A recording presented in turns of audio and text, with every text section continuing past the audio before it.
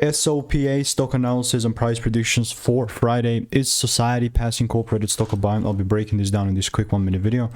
Just observing this, I mean, SOPA clearly is just aiming for the top here, and that's where we're headed at.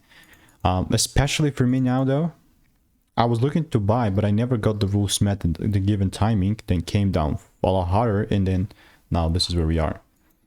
So in a situation like this, I'll just let the price, you know, do its thing, take out the tops. But I would also, you know, be open-minded to buying more because the price is already pumping. There is a lot of greenery around. So the only thing that would make sense for me is if it pulls down, then gives me a shift, right?